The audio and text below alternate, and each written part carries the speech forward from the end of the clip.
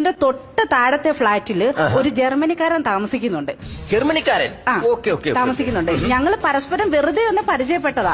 പരിചയപ്പെട്ട് ഇപ്പൊ അതങ്ങ് ഭയങ്കര ശല്യമായി. ശല്യമായിട്ട് ഇപ്പൊ പുള്ളിക്കാരനെ വിസയും പാസ്പോർട്ടും ഒക്കെ റെഡിയാക്കി വെച്ചിരിക്കുക, എന്നെ കൂടെ ജർമ്മനി കൊണ്ടുപോകണമെന്ന് പറഞ്ഞിട്ട്. അവിടെ വരെ മൂത്തോ കാര്യങ്ങള്. ഇപ്പെന്ന് വെച്ചാ അത് എന്റെ ഭർത്താവ് അറിഞ്ഞു. ഭർത്താവ് അറിഞ്ഞ അതിലപ്പുറം പ്രശ്നമായി. ഇപ്പൊ ഈ ശല്യം എങ്ങനെയല്ലോ ഒന്ന് ഒഴിവാക്കി തരണം. അപ്പൊ അതാണ് പ്രശ്നം.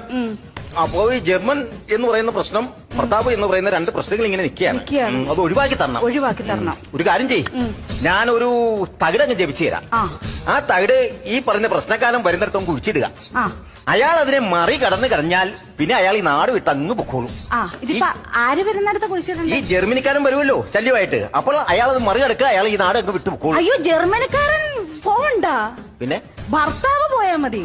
എന്റെ തൊട്ട്